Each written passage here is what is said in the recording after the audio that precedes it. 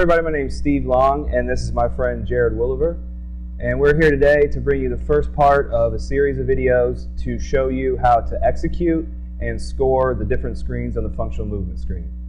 So what we have today is the active straight leg raise. We want to show you how to perform it and all the scoring criteria that go into performing the active straight leg raise. So we're going to take Jared through the active straight leg raise.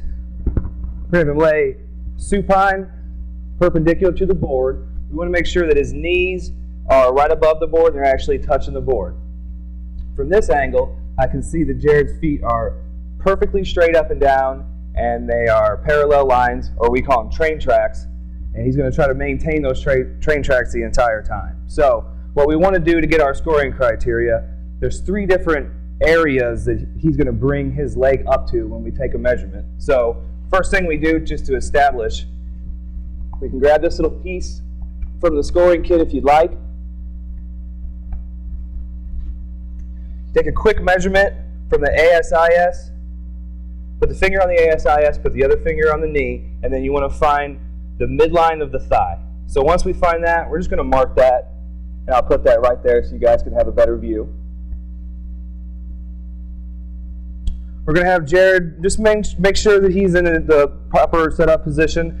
And what we're going to do from here is just have him lift up his left leg while keeping this right leg nice and straight. And like I said, we want to make sure this foot doesn't flare out to the side or this foot. So he's keeping those nice train tracks. And then once we find the maximum that he can do, we're going to take a quick measurement. So I'll just line up the dowel with the malleolus and drop that straight down.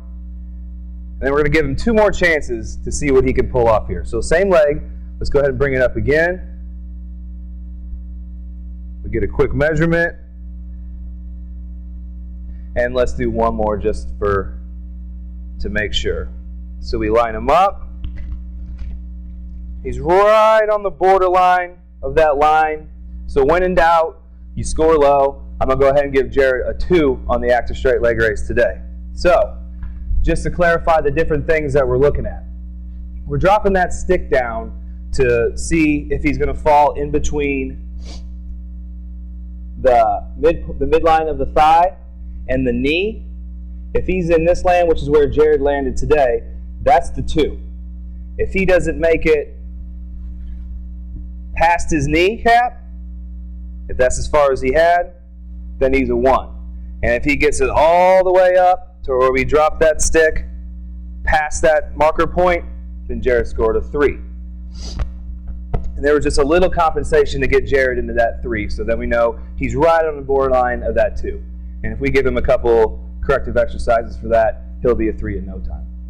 So that is how to perform the active straight leg raise, the scoring criteria, and then we would just go ahead and call him clear, and we could give him any type of hip hinging patterns and go ahead and bring him up the line of progressions for the active straight leg raise and the hip hinge, and he would be good to go.